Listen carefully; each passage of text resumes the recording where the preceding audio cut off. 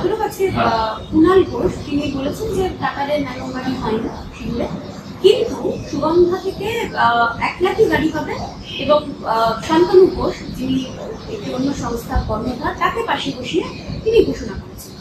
আমি অবিলম্বে কুণাল ঘোষকে পশ্চিমবাংলার মুখ্যমন্ত্রী দেখতে চাই, কেননা বাংলা বা যে কোনো রাজ্যের মুখ্যমন্ত্রীর কাছ থেকে এটা মানুষ আশা করে যে তিনি বিভিন্ন শিল্পপতিকে সঙ্গে নিয়ে ঘোষণা করবেন রাজ্যের নতুন শিল্প প্রকল্পের। গত 14 বছর মমতা বন্দ্যোপাধ্যায়ের মুখ্যমন্ত্রী, উনি এই কাজটা করতে পারেননি। ওনাকে আমরা খেলা উদ্বোধন, মেলা উদ্বোধন সবকিছু করতে দেখেছি, কিন্তু ওনাকে আমরা কোনো কারখানা উদ্বোধন করতে দেখিনি। কিন্তু অযোগ্য মমতা বন্দ্যোপাধ্যায় মুখ্যমন্ত্রী হয়েও যে কাজটা এতদিন করতে পারেননি, যোগ্য কুণাল ঘোষ এই কাজটা করে দেখিয়েছেন। কি হবে না হবে সে পরের কথা, আলাদা কথা, কিন্তু একজন শিল্পপতিকে সঙ্গে নিয়ে যে উনি পশ্চিমবাংলায় একটা শিল্প সম্ভাবনা ঘোষণা করেছেন, যেটা কিনা রাজ্যের মুখ্যমন্ত্রীর কাজ, সেটা কিনা মুখ্যমন্ত্রী নয়, কোনো এমপি নন, মন্ত্রী নন, এমএলএ নন, কাউন্সিলর নন, এমনকি পঞ্চায়েত মেম্বার না হয়ে কুণাল ঘোষ করে দেখিয়ে দিলেন। এর জন্য অবিলম্বে এটা উনি প্রমাণ করেছেন ওনার যোগ্যতা মমতা ব্যানার্জির থেকে বেশি। ওনাকে বাংলার মুখ্যমন্ত্রী দেখতে চাই। আপনি রাজনীতি করেন, তরুণ প্রজন্মের একজন রাজনীতিবিদ সমীর ভট্টাচার্য তিনি বলছেন যে রাজনীতিবিদদের গ্রহণযোগ্যতা এই মুহূর্তে কমে যাচ্ছে, রাজনীতিবিদদের গ্রহণযোগ্যতা হারাচ্ছে, এবং তার পাশাপাশি তিনি এটাও বলেছেন যে মানুষ এখন তাদের ব্যবসায়ী বলে মনে করে। তো মনে তো করবেনি, কোনো রাজনীতিবিদ যদি এখন ইন্টারভিউ দেন যে আমি আমার বৌদিকে আর আমার শালিকে আর একে ওকে চাকরি করে দিচ্ছি, তো কি হয়েছে, আমি তার বাইরেও নিজের পরিবারের বাইরেও 61 জন তৃণমূল নেতার বাড়ির লোককে চাকরি করে দিয়েছি। আর সেইটা বলার পরে তাকে যদি বিজেপি অমিত শাহ মঞ্চে দাঁড়িয়ে বরণ করে দলে ঢুকিয়ে নেন, যে হেমন্ত বিশ্ব শর্মার নামে সিবিআই ছুটছে, যে কোনো দিন গ্রেপ্তার হবে, সে যদি বিজেপিতে জয়েন করে রাজ্যের মুখ্যমন্ত্রী হয়ে যেতে পারে, এদের উদাহরণ দেখলে, আমাদের রাজ্যে মুকুল রায়দের উদাহরণ দেখলে, শুভেন্দু অধিকারীদের উদাহরণ দেখলে রাজনীতিকে লোকে ব্যবসা মনে করবে না, তার কি মনে করবে একটা লোক। আবার এটা যেরকম একদিকের গল্প, অপরদিকে আমরা কি দেখলাম, বাবুল সুপ্রিয় লোক প্রেস কনফারেন্স করে ঘোষণা করছে, জিজ্ঞেস করা হচ্ছে আপনি বিজেপি ছাড়ছেন কেন, বলছে মন্ত্রী ডাকেনি বলে। আপনি তৃণমূলে যাচ্ছেন কেন, ওরা মন্ত্রী করবে বলেছে বলে।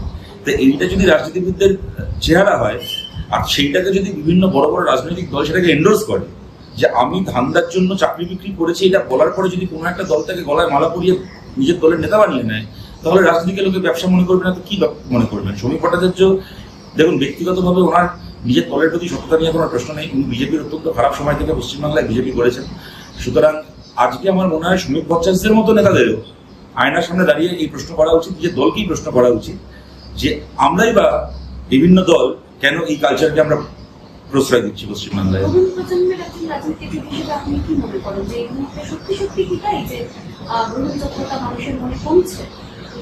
এক শ্রেণীর নিশ্চয়ই কমছে, আবার অন্য শ্রেণীর আবার কমছে না, এটাও ঘটনা। দেখুন, আমি আমাদের ক্ষেত্রে বলতে পারি, আমাদের দলের ক্ষেত্রে বলতে পারি, ধরুন কোভিডের সময় বা বিভিন্ন সময় আমাদের পার্টির যে তরুণ যে রেড ভলেন্টিয়াররা যে কাজটা করেছেন মানুষের জন্য, তারা তো রাজনৈতিক কর্মী।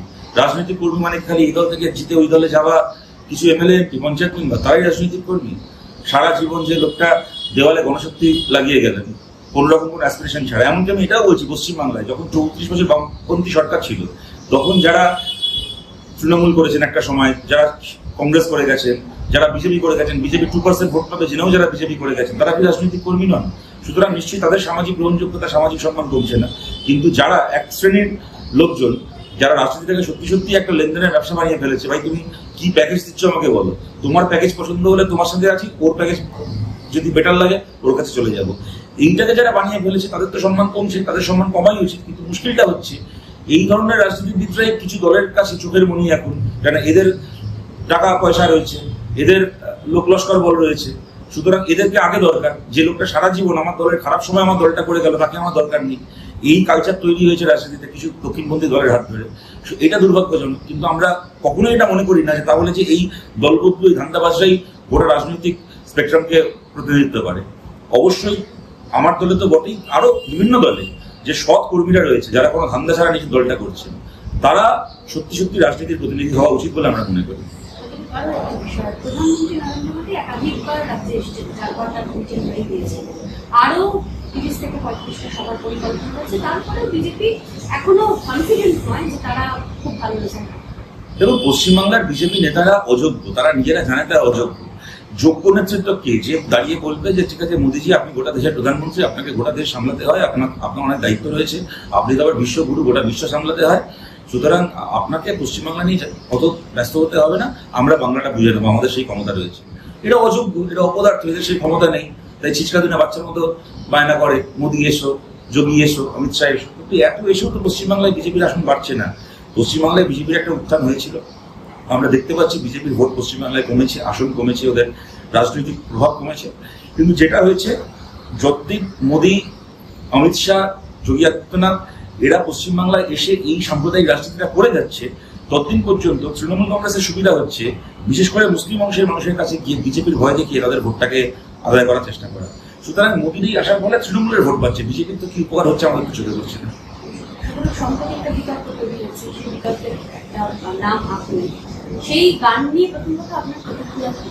এক, দুই, সেখানে আরো একটি প্রশ্ন, আপনার গাড়ির পাশাপাশি আরো একটি প্রশ্ন এসছে, সিপিএম শূন্য কেন? এবং তারপর দেখা গেছে আপনাদের সমর্থকরা নেটের মাধ্যমে তারা অনেকে ক্ষোভ, বিক্ষোভ, অসন্তোষ, ভালো লাগা, খারাপ লাগা সেগুলো প্রকাশ করছে।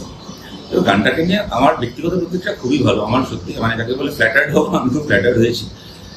আমার সত্যি কথা বলতে আমার খারাপ লাগেনি, মজা করে করেছে, সবাই মিলে করেছে। আমার খুব ইনফ্যাক্ট আমি আপনাদেরকে বলছি, অনেকে জানেন না, সেদিন যে কনসার্টটা হয়েছিল, আমি এমনি বাংলা ব্যান্ডের এবং বাংলা রক মিউজিকের খুব ভক্ত।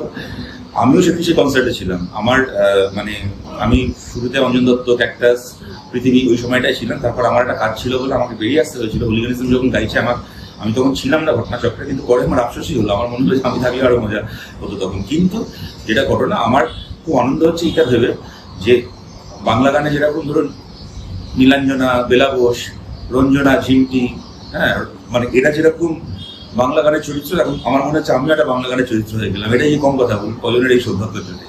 তবে একটা কথা আমি অবশ্যই বলবো যে আমি দেখুন, এর আগে অনির্বাণ ভট্টাচার্যকে আমরা দেখেছিলাম, উনি আরজিকর মুভমেন্টের সময় বলেছিলেন যে মিটিং মিছিল করে কিছু হয় না, কথা বলে কিছু হয় না। সেই জায়গা থেকে সরে এসে উনি যে সমকালীন রাজনীতি নিয়ে, সমাজ নিয়ে কথা বলছেন, সত্যি এটাকে আমরা ওয়েলকাম করছি। কারণ আমরা সবসময় মনে করি যে সত্যিকারের একজন শিল্পী, একজন বুদ্ধিজীবী সমাজ নিয়ে, রাজনীতি নিয়ে কথা বলা উচিত। আমরা এটাকে ওয়েলকাম করছি। অনির্বাণ ভট্টাচার্য সহ ওনার মতো গুণী অভিনেতা, গুণী শিল্পী এবং ওনার মতো আরো যারাই আছেন, তাদের প্রত্যেককেই আমরা এই ভোকাল যেতেই দেখতে চাই। তার দুটো কথা আমার সাথে মিলবে, দুটো কথা মিলবে না সেটা অন্য কথা, কিন্তু তারা কথা বলুন, এটা আমরা সবসময় চাই। আমি খুব বিনয়ের সঙ্গে বলছি। তবে সিপিআইএম কেন শূন্য, এটা নিশ্চয়ই পশ্চিমবাংলার মানুষের কাছে সবচেয়ে বড় প্রশ্ন হয়তো নয়, এটা হয়তো একটু বেশি সম্মান দেওয়া হয়েছে আমাদের।